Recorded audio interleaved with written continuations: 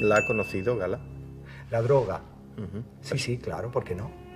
Incluso he dicho que estaba deseando que me detuvieran en mi jardín fumando un porro, porque me parece una intromisión en la intimidad detestable. Los estados que tienen que defender los derechos del hombre tienen que defender el primero de ellos, que es que cada uno haga lo que quiera con su cuerpo. Lo que sucede es que la prohíben porque los instalados ven que es perniciosa para ellos, porque se produce la delincuencia. ¿Por qué se droga la gente?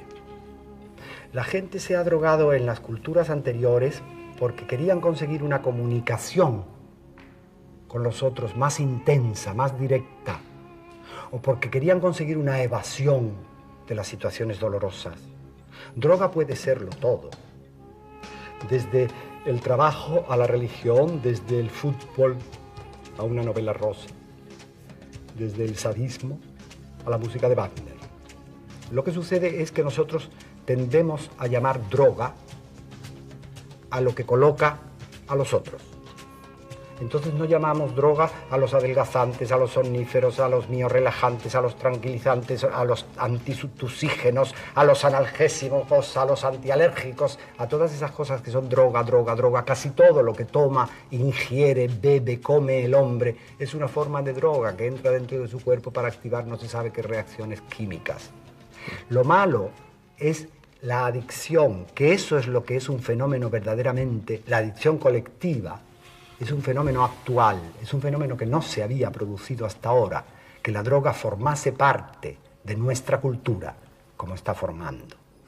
Pero entonces, ¿qué es lo que provoca eso? Mire usted a su alrededor, verá sociedades puritanas, de una falsa moralidad, capitalistas, que mantienen escaparates frente a los que no podrán nunca alcanzar nada de lo que hay allí, apisonadoras de los que no triunfan, ofrecedoras de la indignidad a través del dinero. Todos los que se sienten ultrajados por ese tipo de sociedad, para evadirse de ella, para que no los pisoteen del todo, para protestar contra ella, atraídos por otra curiosidad que ella, es lógico que estén a dos dedos de la droga. Gala, ¿empeoraría o mejoraría la situación si se legalizara la droga? Mire usted, la venta de drogas. Creo que tal como están las cosas, puesto que la prohibición no ha dado de sí y las persecuciones tampoco, sino al contrario, quizá habría que experimentar la legalización de la droga, pero quien puede no lo quiere, porque las autoridades competentes temen que se produzcan determinadas pérdidas muy graves, porque desconfían unos de otros los estados, porque hay intereses secretos. La mano de la droga es extraordinariamente larga, porque hay deudas externas que jamás serían pagadas, porque hay armamentos que jamás serían vendidos y que no podrían ser fabricados, porque los precios internacionales vacilarían, porque las multinacionales no podrían blanquear el dinero y el dinero es en este momento el Dios, porque tendría que destronarse la economía como reina del mundo. Hasta ese punto la droga influye y es muy difícil que se legalice porque hasta ese punto la droga tiene el poder sobre los que tendrían que legalizarla. ¿Qué tiene la droga de paraíso y de infierno? Yo creo que cualquier ser que busca la droga la busca como algo bueno, es decir, como una vida intensificada y mejorada, como una forma de negar la mala vida de alrededor, como un místico que se adentra en sus interiores, en sus moradas interiores. Lo que sucede es que la contradicción que lleva siempre la droga tiene la primera, esta, de ese paraíso artificial, se pasa a un infierno natural, a la adicción, a la oscura avenida en que se pierde el adicto, que solo lo lleva a la soledad, a la incomunicación, que era lo que no quería, y a la muerte. Esa es la cara infernal de todo falso paraíso.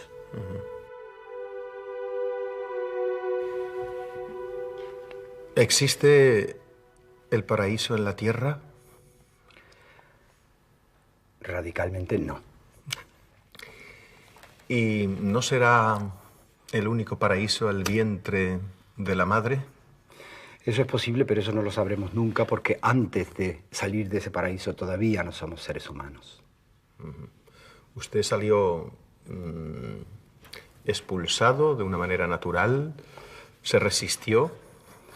¿O no lo sabe o no se acuerda? Pues no estaba casi presente. Lo que sí está claro es que lo primero que hacemos al salir es llorar. Sí, pero supongo que eso es un artilugio de la naturaleza para que los pulmones vayan tomando fuerza y vayan acostumbrándose a ese medio hostil que es el nuevo al que nace el hombre.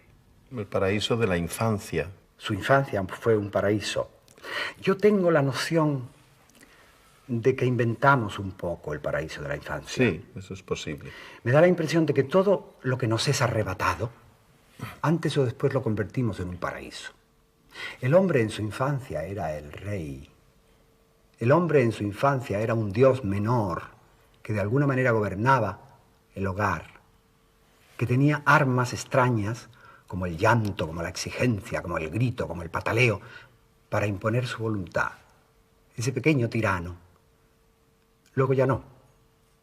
El niño se hace consciente a esa terrible edad que usted acaba de decir, los 7 o los 8 años.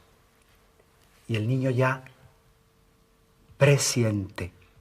Y el niño ya añora. Es decir, se acabó. Se acabó ese fingido paraíso. Yo creo que los adultos ignoran mucho lo que es la infancia. Cae como un telón sobre la infancia y ya se queda allí el paraíso. Pero si investigáramos, yo no estoy nada seguro de que el niño no fuese un ser profundamente infeliz y deseando salir de la infancia. Usted lo fue. No profundamente infeliz, o por lo menos no lo recuerdo, pero sí un ser, desde luego, no afortunado. Mi infancia fue una infancia preservada, pertenecía a una clase social que podía permitírselo. Mi infancia fue una especie, un hortus conclusus, un jardín cerrado. Y yo era un niño atento sobre todo, y alegre y simpático y dicharachero. Es decir, era un niño que hacía el papel del niño que los demás querían que fuese.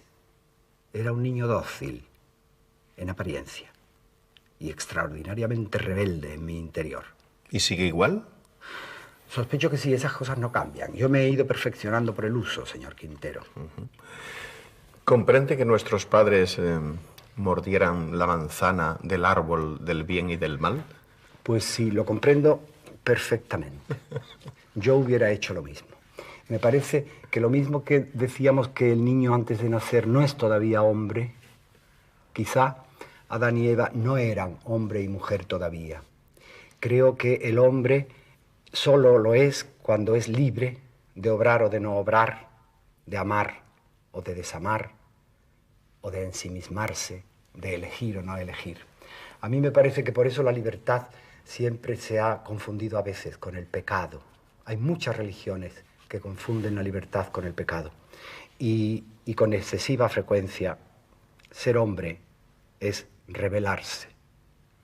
Y ser libre es una especie de sublevación que el poder suele castigar con rigurosidad. Por cierto, todas las religiones nos prometen paraísos maravillosos, ¿no? Es natural, es un buen gancho, es un banderín de enganche fabuloso. La felicidad, para ser perfectamente felicidad, tiene que ser eterna, tiene que durar. Y las felicidades de este mundo son racheadas, son efluvios, son presentimientos. Entonces, por una parte es un buen estímulo para el bien, para hacer el bien más o menos organizado por los poderosos, el hecho de prometer una eternidad feliz, un bien sin mezcla de mal alguno, como en el paraíso, o al que haga mal, prometerle el mal sin mezcla de bien alguno, que es el infierno. Porque el paraíso, ¿qué es? ¿Es la ausencia de dolor, no tener que pagar? Todo eso junto, todo eso junto. Y no sé, una habitabilidad especialmente desinteresada especialmente dócil, especialmente preternatural quizá, gozando de la visión beatífica de Dios. Una especie de iluminación armoniosa, tan difícil de imaginar como el infierno, me parece. Y del paraíso de las religiones pasamos al paraíso comunista y al paraíso capitalista, ¿no? El paraíso comunista, yo diría que se reduce a 4 presupuestos. El primero, la supresión de la propiedad privada, con lo cual se distribuye tanto la escasez como la abundancia. El segundo, una centralización de la economía, con lo cual se evita esa anarquía de los capitalismos. En tercer lugar, concentrar el poder en manos de los dominados, con lo cual se evita esas extrañas democracias falsas que siempre están al servicio del dinero en último término, y luego poner la cultura, el arte, la belleza como un fiel instrumento al servicio de esos ideales. Eso coincide un poco con la utopía, aunque la utopía en realidad, desde que se llamó Utopía de Tomás Moro, ha pasado por muchos nombres y por muchas circunstancias. Yo creo que, en definitiva, lo que tienen en común y lo que no ha muerto en el idealismo comunista son sus altas finalidades de justicia, de igualdad y de libertad. El paraíso capitalista tiene su propio eslogan: produce más, consume más, tira más y serás más feliz. O ese otro que dice trabajar más, ganar más, ir más deprisa, no se sabe a dónde, no se sabe para qué, pero eso atonta un poco. Yo creo que el paraíso capitalista, cuando pretende resolver un problema y nunca se preocupa de los problemas íntimos, cuando pretende resolver un problema colectivo siempre se reduce a hablar de construir más viviendas, de abrir nuevos mercados, de manipular los precios, de agilizar los transportes o de reducir los costos. Es decir, él mejora la vida, pero no mejora al hombre que tiene que vivir la vida. Él mejora la economía, pero la economía, infortunadamente, no lo es todo. He dicho infortunadamente y me parece que debía haber dicho afortunadamente. Hay muchas moradas en la casa del Padre que el capitalismo desconoce y cuya llave no puede prometer. Es decir, que vivimos engañados con tantos paraísos. Sí, hay una variedad de paraísos y el hombre sabe que todos poco más o menos son falsos. El hombre lo sabe. El hombre lo sabe. Lo que sucede es que no quiere decírselo porque no quiere amargarse y no quiere ponerse triste. El hombre siempre prefiere estar andando camino de uno o de otro paraíso, pero él sabe que el paraíso al que aspira probablemente lo lleva consigo. Es siempre esas urbanizaciones con piscina, chalés adosado, cancha de tenis de los paraísos consumistas y capitalistas. Los habitantes de ellos ya saben que lo que ellos no llevaban no existe allí y enseguida quieren mudarse a otro. Entonces el hombre está siempre intentando regresar al paraíso. De alguna forma, sí. De alguna forma el hombre se engaña, es olvidadizo. Necesita tener ese consuelo, necesita creer que hay una felicidad eterna, algo que explique la inexplicable desgracia, las contradicciones de la vida, la finitud de la vida, la soledad, ese juego cuyas reglas desconocemos y cuya clave solo se nos da al final cuando ya nos hemos levantado de la mesa de juego. ¿Qué queda del paraíso en la tierra? Yo creo que nada. Me parece, o muy poco quiero decir, a mí me parece que existe en todas las culturas, en el subconsciente de las culturas, en las memorias subterráneas de casi todas, existe un lugar del que en efecto parece que la especie fue expulsada, que era un lugar hermoso, de ocio, de paz, de inocencia. Yo creo que ese es el consuelo de los tristes. Yo creo que al ser humano individual le hace ilusión pensar que por lo menos la especie antes, en una edad de oro, vivió cómoda, sencilla, hermosamente. Creo que, en el fondo, la añoranza embellece, que todo lo perdido se embellece. Creo que cualquier desterrado, aunque se haya ido de su tierra precisamente porque no era un paraíso, acaba pensando que su tierra era un paraíso. Los emigrantes andaluces son una buena prueba de eso. Ahora, yo lo que creo es que eso es imaginario, que es una mezcla confusa entre un subconsciente y un deseo. Ese paraíso es un modelo. Yo propondría al hombre hacer otro paraíso, a las puertas de ese, o en lugar de ese. La Biblia sitúa el paraíso por ahí, por el Tigris y por el Éufrates y por Irak, ¿no? En la Mesopotamia. En la Mesopotamia, ¿no? Sí. Bueno, es lógico. Allí el paraíso tiene un sentido de oasis, tiene un sentido de verdor y de frescura en medio y contradiciendo la aridez del desierto. No está mal pensado situar allí, en medio de los ríos, entre las corrientes de aguas. Lo que sucede es que es una tierra atormentada, no más que otras tierras. Parece que las tierras que han sido edénicas han tenido luego una historia amarga. Pero no es por haber estado allí el paraíso, supongo, porque nunca estuvo, sino porque ese leve paraíso que tiene cada tierra siempre es objeto de la codicia y de la ambición de los enemigos que acaban siempre por destruirlo para quedarse con él. Pasó un poco igual con Andalucía, pasó un poco igual con Andalucía. En los lugares que usted ha conocido, ¿dónde sitúa el paraíso, lo más cercano al paraíso? Andalucía tiene la posibilidad, tiene el clima, la indolencia y la gracia, tiene lo previo, la hermosura, la variedad, la fertilidad. Quizá lo malo del paraíso andaluz lo hemos puesto nosotros, pero verdaderamente Andalucía pudo ser el paraíso. Y en efecto, Estrabón y Posidonio hablan de los Tartesos como si fuese un paraíso, el jardín de las Hespérides, donde las manzanas eran de oro, quizás se referían a las naranjas. El naranjo siempre es un árbol paradisíaco. Y hablaban de el viejo rey Gerión y de sus rojos toros que levantaban a la luna la frente, y de Argantonio y del estaño, y de gente pacífica y hospitalaria que sonreían como reyes, y de un pueblo cuyas leyes estaban escritas en verso. En realidad eso es muy próximo a la idea del paraíso andaluz. Donde no hay paraíso es en la tecnología, ¿verdad? Bueno, a mí me parece que la palabra paraíso y la palabra tecnología quizás sean palabras opuestas. Me parece que el paraíso no puede ser mecánico, no puede ser robótico. Yo creo que en el fondo, el paraíso de un alma tiene que asemejarse al alma misma. Y el alma del hombre no es una tecnocracia.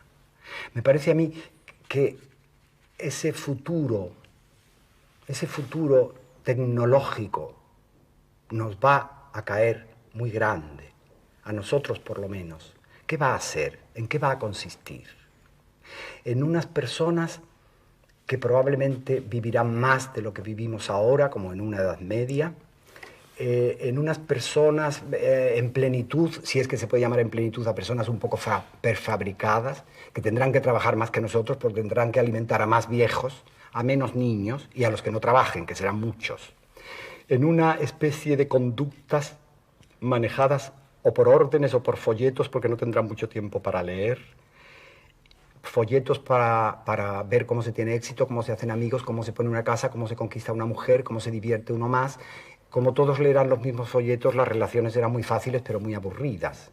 Y por otra parte, la inteligencia natural será sustituida por inteligencias artificiales que ayudarán a la gente no a conseguir la felicidad probablemente, sino a ayudarles a pasar el tiempo.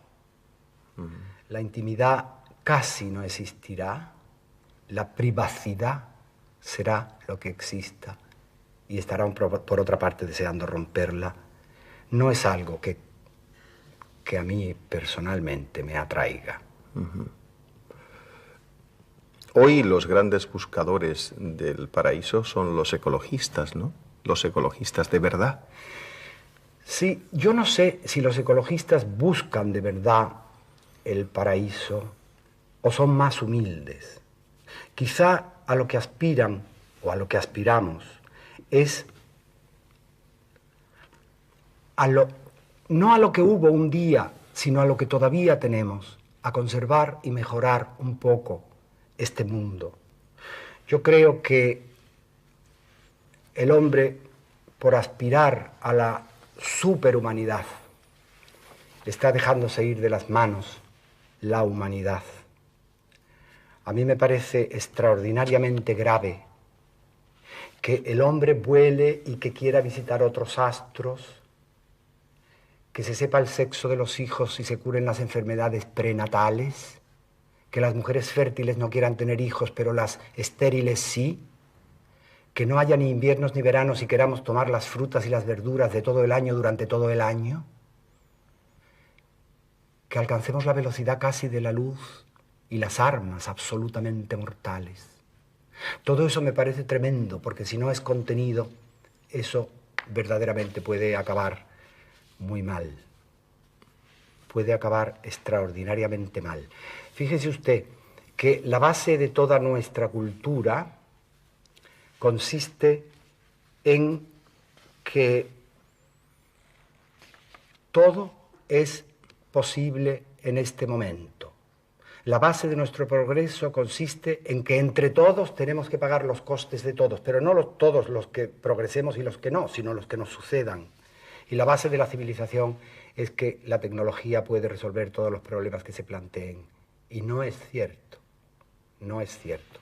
Es decir, la actitud de los ecologistas me parece la única actitud sana y posible del mundo actual. ¿Pero debe ser una actitud personal o cree que el ecologismo debe entrar en el juego político? A mí me parece que en este momento casi todos los gestos que se hagan tendrán que ser gestos políticos, pero no porque nosotros alarguemos las manos y toquemos la política, sino porque la política ha engordado tanto, se ha hipertrofiado tanto, que apenas nos movemos, rozamos la política.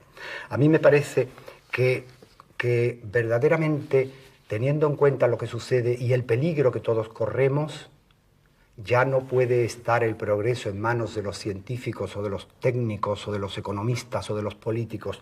Tiene que estar en manos de todos, de las mujeres, de los niños, de los ancianos, de todo el mundo, de todo bicho viviente, porque puede dejar de ser viviente.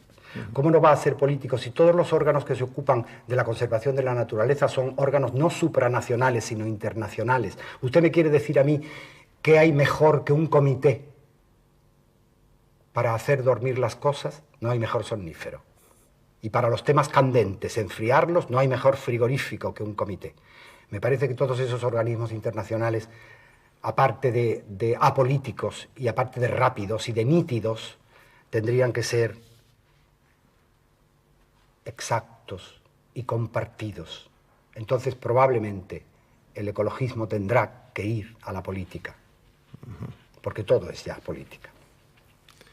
Lo malo es cuando esté dentro, ¿no? Sí, lo malo es cuando esté dentro y aun cuando esté fuera, porque a mí me da miedo pensar que la sociedad y la política actuales hagan la digestión del ecologismo como ha hecho la digestión de tantas otras cosas. Desactivar la bomba, como se desactivó la bomba amable de los hippies y la bomba un poco más seria de las revoluciones de mayo, por ejemplo, del 68. Todo eso me da pavor porque de alguna forma siempre se acepta algo de los que los jóvenes transgresores piden. Se les da el chocolate del loro para que se callen. Se echan cortinas de humo. Todo el mundo habla en este momento de ecologismo, pero no se habla del ecologismo verdadero. Se habla como de casos particulares que no son nada más que apenas la punta del iceberg. Me parece que el ecologismo está mucho más dentro. Tiene que llegar mucho más dentro, porque el egoísmo y el hedonismo que lo contradicen lo llevamos en la médula de los huesos y en la masa de la sangre. Tiene que cambiar la agricultura, tiene que cambiar el comercio, tiene que cambiar la política del desarrollo y la dirección del desarrollo. Porque es imposible que haya un verdadero desarrollo del hombre si no está de acuerdo el hombre y la naturaleza. Si no progresa el hombre, no habrá progreso. Y si la naturaleza no consiente, de alguna forma, tácita, tampoco lo habrá. Será un progreso ficticio. La mayor parte de la humanidad no está progresando con el progreso nuestro. Solo se aprovecha de él algo menos de la tercera parte. Eso es injusto y malo. Es un progreso que nos está asesinando. El presente está atentando contra el futuro y el individuo está atentando contra la especie. Solo valen el aquí y el ahora y no sabemos cómo vamos a terminar. Eso es una labor de la ecología tomada rigurosamente en serio.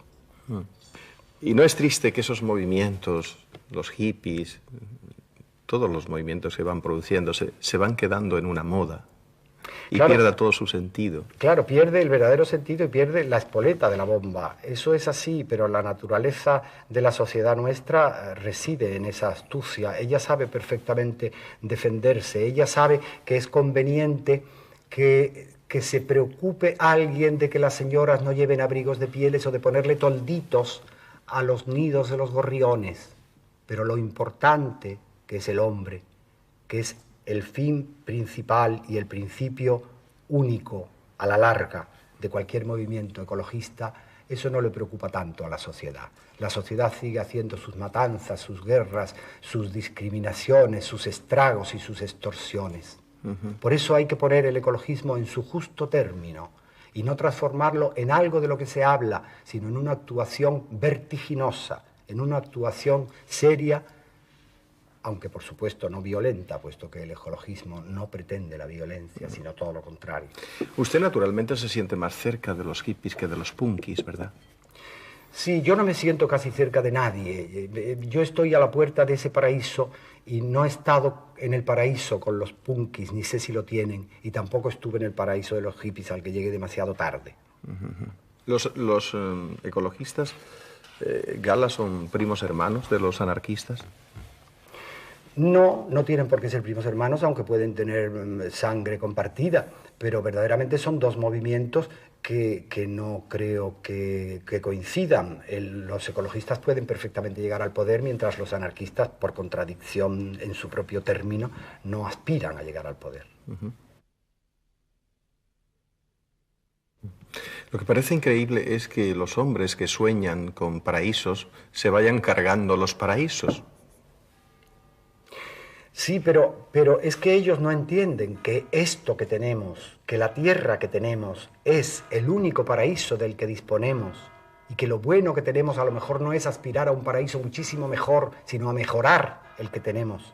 No, ellos aspiran y están hechos para tener más hoy y aquí. Entonces eso perjudica insensatamente todo lo demás. El único animal que infringe las leyes de la naturaleza es el hombre. El único animal que no cuenta con la naturaleza es el hombre. El único animal que destroza, esquilma, anonada y vuelve improductiva la naturaleza es el hombre. Atentar contra la naturaleza es atentar contra nosotros. Contra nosotros mismos y con nuestros sucesores. Por eso creo que se ha tardado demasiado en hablar del delito ecológico. A mí me parece que un delito sería mayor y más terrible cuantos más sean los lesionados por ese delito y cuanto más indefensos se hallen. Nuestros hijos y nuestros nietos están en este momento absolutamente indefensos. Si el delito se mide por eso, el ecológico sería el mayor de todos. Y sin embargo parece que el legislador está de parte de los que lo infringen. Pensarán que como la tierra es nuestra, podemos hacer lo que queramos con ella. Pero la tierra no es nuestra, esa es una grave equivocación. Lo que sucede es que tenemos todavía la moral religiosa de la Edad Media, una especie de moralidad que ignora la biología, que ignora la naturaleza de las cosas. Fíjese usted, si se contase la historia del cosmos, quizá en un libro enorme la historia de la Tierra ocuparía un pequeño párrafo, y si dentro de la historia de la Tierra se contase la historia del hombre, eso sería una nota a pie de página. ¿Cómo es posible que ese ser hormiga, menos que una hormiga, en medio de todo el universo, se proponga devorar como una feroz y voraz termite su propio planeta? Es inexplicable. ¿Usted ve una intención de protesta y un reproche en esas ballenas y esos delfines que se acercan a las playas para dejarse morir? Eso no deja de ser una anécdota en medio de la gran tragedia de todos, pero sí lo veo. Es como quien protesta quemándose a lo bonzo. A mí me da la impresión de que es, y así lo veo, una manifestación de protesta tácita, de estar cansada, tan cansadas esas manadas de delfines o de ballenas que han sido apaleadas, que han sido arponeadas, que han sido contaminadas, que están medio muertas ya. Una tácita manifestación de decir, basta, basta, en nombre de la vida, basta. Y se acercan a morir. Se acercan ellos que tienen los mejores organismos para dirigir y para regir su movimiento a través de las señales acústicas de no se sabe qué antenas, enloquecen y se dejan ahogar en una playa, no lejos probablemente de donde alguien toma un Campari o un whisky. A mí me parece que es una manifestación grave, es como un aviso de la naturaleza.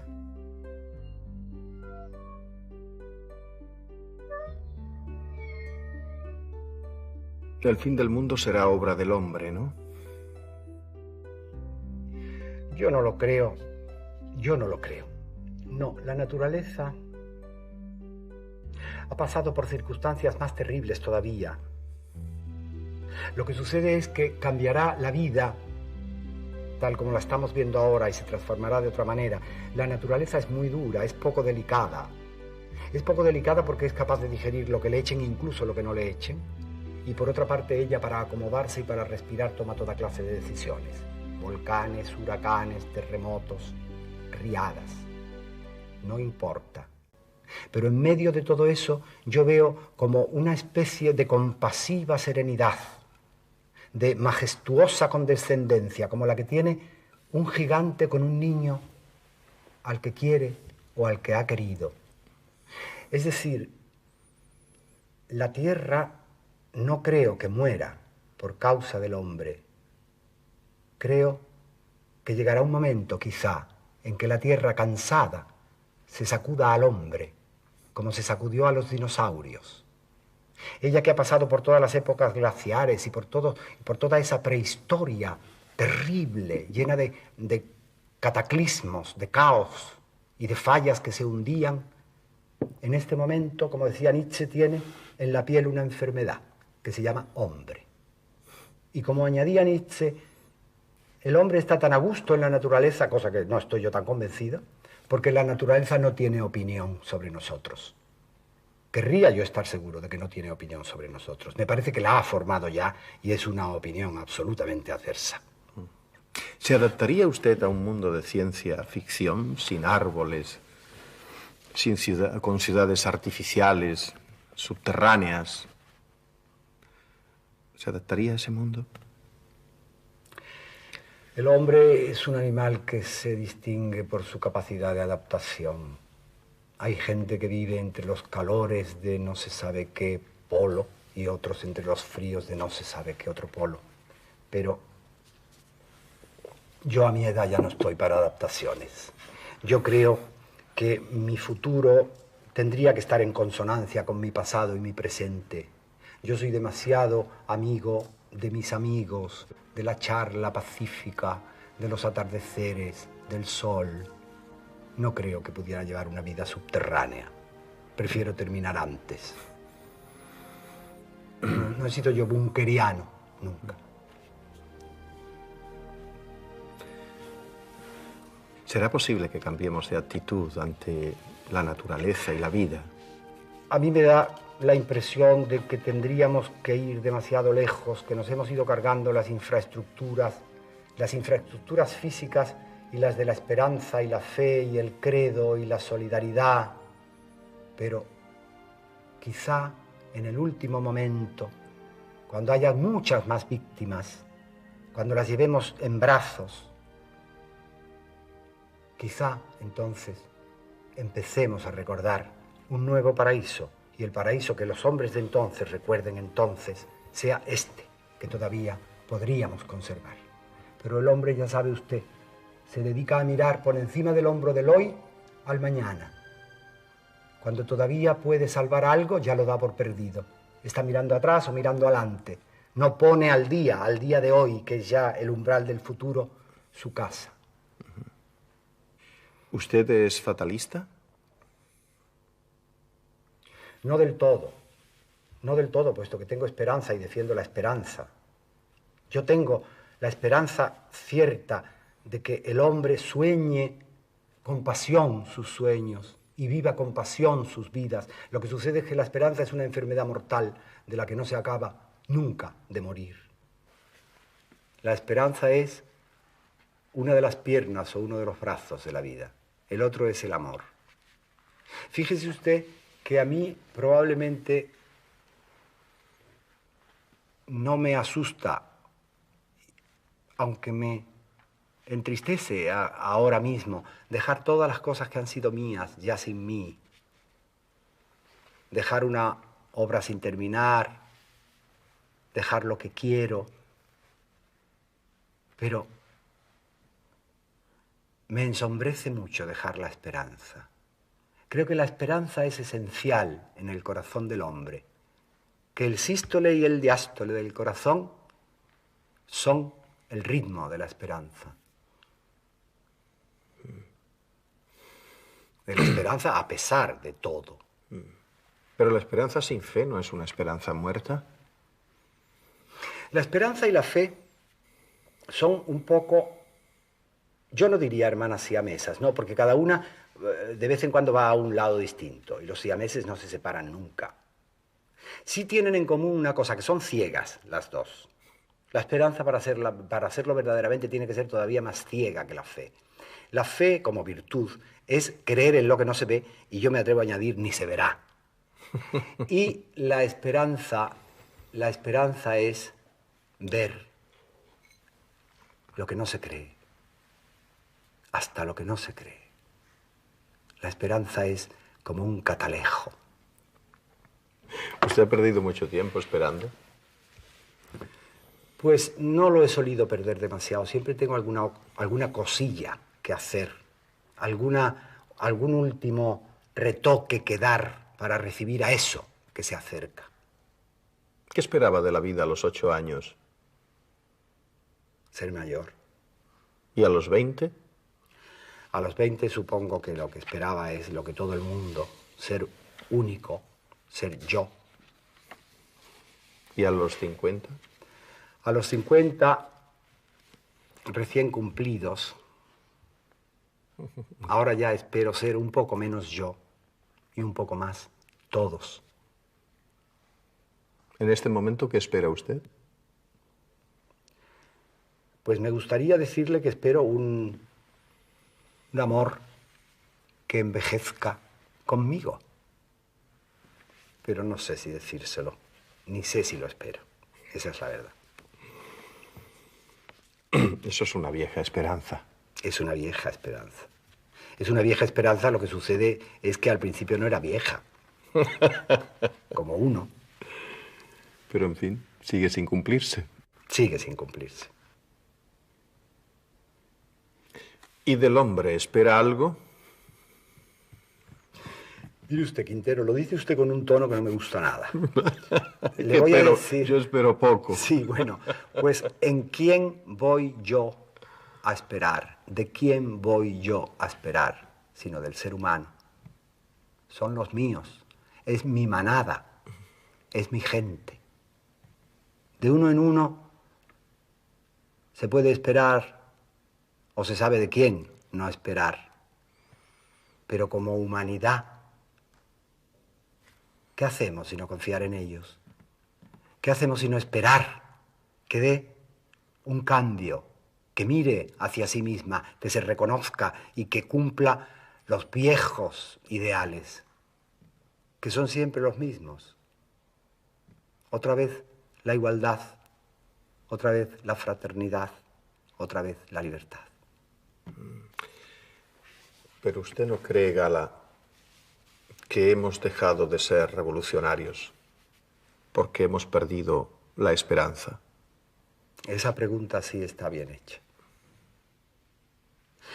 Muchas veces Con este afán de irresponsabilizarnos que tenemos, decimos, el mundo ha perdido la esperanza. ¿Cómo el mundo? ¿Pero quién es el mundo? Que yo me entere. A mí me encanta eso de enterarme quién es el mundo, como quién es el pueblo, y estas abstracciones comodísimas, que son como un perchero de donde colgamos todos nuestros defectos. El mundo no ha perdido su esperanza. La hemos perdido nosotros, de uno en uno. Y después de tener todas esas grandes ideales, ya no hay utopías, ya no hay revoluciones, porque sencillamente ya no hay esperanza. Nos hemos reducido a nuestros cuartelitos, nos hemos reducido a nuestros pequeños rincones. Tenemos ya las pequeñas esperanzas, las esperancitas del recurso. Mejorar, ganar un poquito más, llegar a la fama o al éxito o al dinero, lo pequeño. Ya no tenemos esperanzas comunes. Eso era la esperanza mía en la humanidad, que volviera la esperanza común, en vez de haber hecho añicos el gran espejo que era de todos y quedarnos cada uno con un trocito del espejo en la mano. Romper los espejos siempre ha traído mala suerte, pero quizá ahora peor que nunca. La gran esperanza es la felicidad, ¿verdad? Sí, esa es la gran esperanza. El paraíso es felicidad y placer. ¿O no? Hombre, si el paraíso no es felicidad y placer, ya me contará usted si va a ser una sucursal de banco. Claro. Entonces, señor Gala, aquí estamos para probarlo todo y para gozarlo todo. Es que no estamos en el paraíso. De cualquier manera, me parece que la vida invita al apasionamiento. A mí me parece que el gozo de todo lo que no sea, de todo lo que no implique daño ajeno, que eso sí que no estaría permitido en el paraíso, supongo, ni se le pasaría por la mente a la población edénica, de todo lo que no implique daño ajeno, me parece que se puede y se debe probar. Nadie puede decir esto no me gusta. No me gustan las alcachofas crudas, por ejemplo, sin haberlas probado de antemano. ¿Es el sexo un paraíso? Lo dice usted con un sigilo que parece que le da vergüenza. Un poco, ¿no? No. Hablando de paraísos, Nada, meternos en eso. Esté usted orgulloso de eso. Esa es la parte natural del hombre y con eso hay que estar absolutamente de acuerdo. Yo no puedo de ninguna manera dejar de pensar que hay una felicidad primaria, elemental, confusa y consentida en esa dádiva compartida de la caricia y del orgasmo. A mí me parece que el cuerpo tiene su noche oscura, como la tiene el alma. Una noche oscura en que se puede decir quedéme y olvidéme, dejando mi cuidado entre las azucenas, olvidado. Las azucenas del sexo son hermosas para quien pueda poseerlas, pueda olerlas y pueda cultivarlas. Porque me parece que en cada vello, en cada partícula de piel, en cada poro, en cada uña, en cada corva, en cada rodilla, en cada línea de muslo, hay un milagro y un olvido. Dos amantes, cuando están amándose, son el centro del mundo. Están cumpliendo una misión absolutamente sagrada, absolutamente natural, y el orbe les sirve de lecho. Lo que sucede, Quintero, es que todo es frágil ahí. No dura el placer, ni la dicha, ni dura el claro vergel del cuerpo, ni dura siquiera el sentimiento que creíamos verdadero y que lo fue. Y la felicidad, lo dijimos al principio, para ser paradisíaca, tiene que ser perdurable. Por eso no es del todo el sexo un paraíso, pero mientras dura, lo es. Es un atisbo, es como asomarse a través del ojo de una cerradura y ver lo que si durara, podría ser el verdadero paraíso. ¿Por qué dura tan poco el orgasmo? Mire usted, yo no lo he inventado.